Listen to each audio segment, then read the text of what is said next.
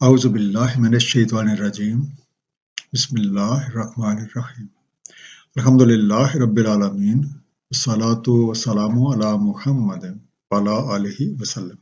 سورہ الانعام رکوع نمبر 19۔ بسم اللہ الرحمن الرحیم قل تعالوا اتل ما حرم ربکم علیکم، کہہ دیں او میں تمہیں پڑھ سناؤں جو حرام کیا تمہارے رب نے تم پہ۔ اللہ تشرک بہ شیئا وبالوالدین احسانا، کہ نہ تم شریک کرنا اس کے ساتھ کسی شے کو، اور والدین کے ساتھ احسان کرنا۔ ولا تقتلوا اولادکم من املاق نحن نرزقکم وایاہم، نہ قتل کرنا اپنی اولاد کو مفلسی کے باعث، ہم رزق دیتے ہیں تمہیں اور ان کو بھی۔ ولا تقربوا الفواحش ما ظہر منہا وما بطن، نہ قریب جانا فواحش کے جو ظاہری ہیں ان میں سے اور جو باطنی ہیں۔ ولا تقتلوا النفس التي حرم اللہ الا بالحق، نہ قتل کرنا کسی نفس کو جسے حرام کر دیا اللہ تعالیٰ نے مگر حق کے ساتھ۔ ذالکم وصاکم بہ لعلکم تعقلون، یہ ہے وصیت کرتا ہے تمہیں جن کی تاکہ تم عقل سے کام لو۔ پہلا انڈر لائن لفظ املاک، مفلسی، پاورٹی، ایاہم، ان کو بھی۔ اس سے پچھلی آیت میں یہ بات بیان ہوئی تھی کہ خود سے چیزوں کو حرام قرار دے کے اسے اللہ کی طرف منسوب کر دینا بہت بڑا ظلم ہے۔ ایسا کرنے والے در حقیقت اپنی خواہشات کی پیروی کرتے ہیں جو کہ ہر لحاظ سے قابل مذمت ہے۔ زیر مطلع آیت میں پہلے سے بیان شدہ حرام چیزوں کے علاوہ وہ حرام کام، وہ حرام عادتیں جو ہماری اپنی ذات اور اس معاشرے کے لیے ایک زہر قاتل ہے، ان کی تفصیل بیان ہوئی ہے۔ سب سے پہلی بات، اللہ تعالیٰ کے ساتھ کسی کو شریک ٹھہرانا۔ اب خواہ یہ شرک فی الذات ہو، شرک فی الصفات ہو، یا شرک بالحکم ہو۔ اللہ تشرکوا بہ شیئا کے حکم میں یہ تینوں قسمیں شامل ہیں۔ دوسری بات، وبالوالدین احسانا، والدین کے ساتھ حسن سلوک کرو۔ حقیقت یہ ہے کہ اللہ تعالی ہمیں خلق فرماتے ہیں اور ماں باپ ہمارے اس دنیا میں آنے کا ذریعہ بنے، اس لیے ان کے ادب تعظیم کا تقاضا یہ ہے کہ ان کے ساتھ حسن سلوک کیا جائے، اور اس بات کی تاکید متعدد بار کی گئی ہے، الا یہ کہ وہ شرک کرے۔ سورہ العنکبوت آیت نمبر 8 میں ارشاد ہے، ہم نے وصیت کیا انسان کو والدین کے بارے میں حسن سلوک کی، اگر وہ زور ڈالے تم پہ کہ تو شریک ٹھہرا میرا، کہ نہیں تمہیں اس کا کچھ علم، تو مت کرنا اطاعت ان کی، میری طرف مراجعت ہے تمہاری، بس میں بتا دوں گا جو عمل تم کرتے رہے۔ اور تیسری بات، وَلَا تَقْتُلُوا أَوْلَادَكُم مِّنْ إِمْلَاقٍ، اپنی اولاد کو مفلسی کے خدشے سے قتل کر دینا۔ اسی سورہ کی آیت نمبر 138 اور آیت نمبر 141 میں بھی قتل اولاد کے بارے میں بات ہوئی تھی۔ اپنی اولاد کو مفلسی کے خدشے سے مناسب تعلیم و تربیت نہ دینا، انہیں ہر طرح کی اپارچونٹی سے دور رکھنا بھی قتل کے زمرے میں آتا ہے۔ سورہ بنی اسرائیل آیت نمبر 31 میں ارشاد ہے، اور مت قتل کرو اپنی اولاد کو مفلسی کے خدشے سے، ہم انہیں بھی رزق دیتے ہیں اور تمہیں بھی، بے شک ان کا قتل ایک خطائے کبیر ہے۔ چوتھی بات جو اس آیت میں بیان ہوئی ہے وہ وَلَا تَقْرَبُوا الْفَوَاحِشَ مَا ظَهَرَ مِنْهَا وَمَا بَطَنَ، ظاہری اور باطنی فحاشی حرام ہے۔ باطنی فحاشی کی ایک مثال لوگوں کے چھپے ہوئے عیوب کو دوسرے لوگوں کے سامنے بیان کرنا ہے۔ اور پانچویں بات، وَلَا تَقْتُلُوا النَّفْسَ الَّتِي حَرَّمَ اللَّهُ إِلَّا بِالْحَقِّ، قتل ناحق حرام ہے سوائے اس کے جسے قانون کے مطابق قتل کرنا لازم قرار دیا گیا ہو، جو کہ سورہ المائدہ آیت نمبر 45 کے مطابق وہ شخص جس نے کسی کا ناحق قتل کیا ہو۔ اور سورہ المائدہ آیت نمبر 33 کے مطابق اللہ تعالیٰ اور اس کے رسول کے خلاف جنگ کرنے والا اور زمین میں فساد کرنے والا۔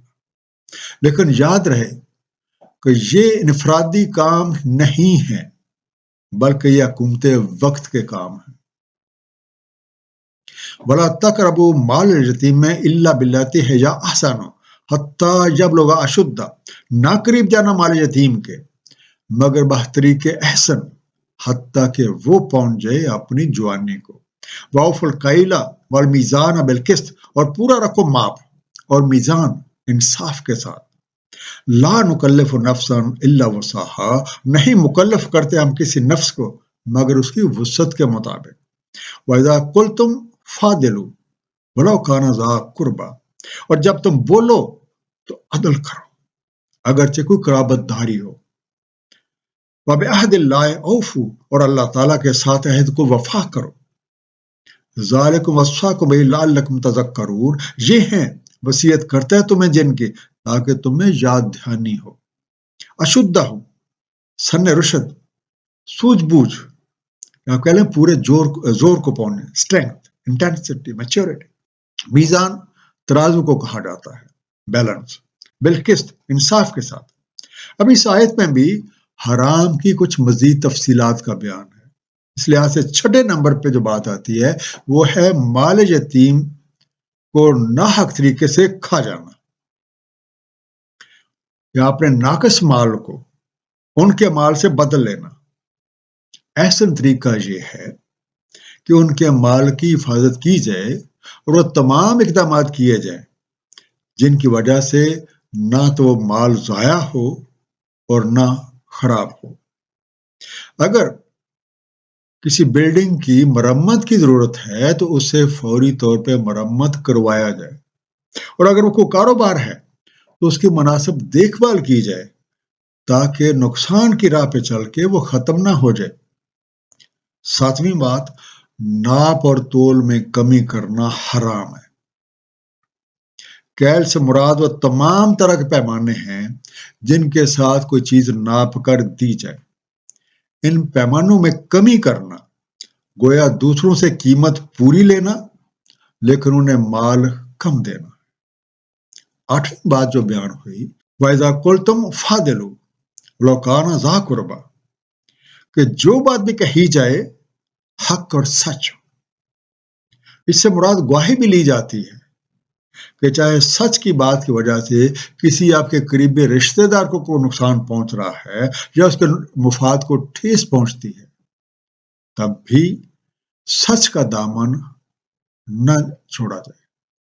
نویں بات، اللہ تعالیٰ کے ساتھ کیے عہد کی خلاف ورزی حرام ہے۔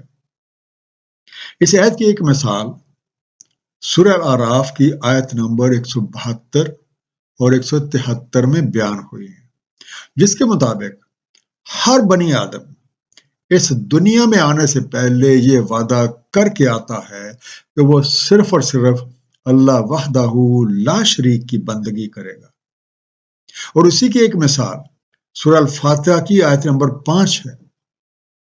یہ سورہ فاتحہ ہم نماز کی ہر رکعت میں پڑھتے ہیں، تو گویا ہر رکعت میں ہم یہ عہد کرتے ہیں ایاک نعبد و ایاک نستعین، اے اللہ ہم صرف آپ کی بندگی کریں گے اور آپ سے ہی استعانت چاہتے ہیں۔ اور اس آیت میں لا نکلف نفسا الا وسعها کے الفاظ کے ساتھ یہ اعلان کر دیا گیا ہے کہ ان دونوں آیات میں جو باتیں بیان ہوئی ہیں یہ تمام احکامات انسانی وسعت کے عین مطابق ہیں۔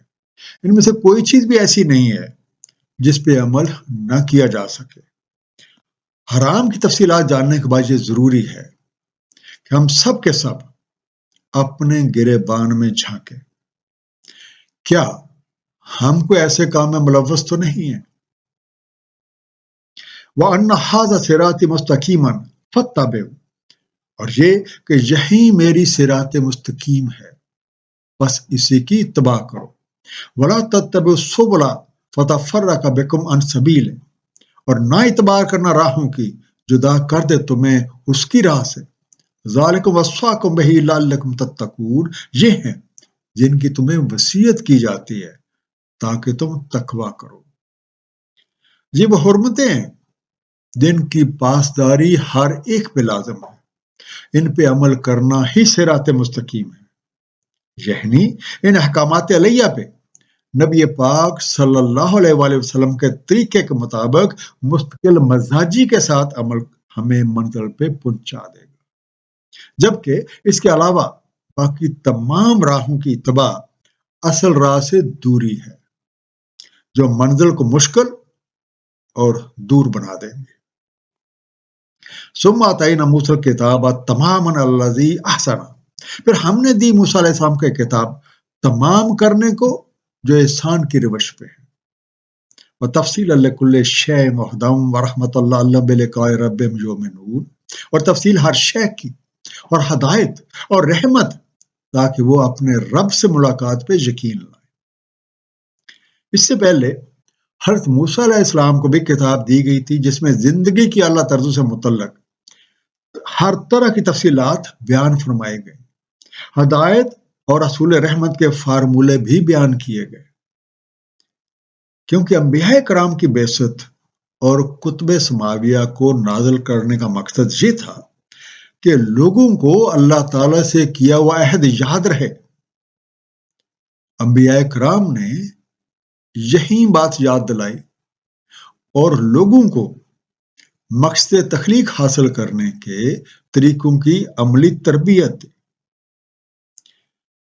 اس تربیت کا مقصد یہ تھا کہ ہر ایک کے پیش نظر یہ بات رہے کہ ہم نے اس دنیا سے لوٹ کے واپس جانا ہے اور اپنے کیے ہوئے تمام اعمال کا حساب دینا ہے۔ مختصر سا خلاصہ، اللہ تعالیٰ کے ساتھ کسی کو شریک قرار دینا، والدین کے ساتھ حسن سلوک نہ کرنا، اپنی اولاد کو مفلسی کے خدشے سے قتل کر دینا، ظاہری اور باطنی فحاشی، قتل ناحق حرام ہے۔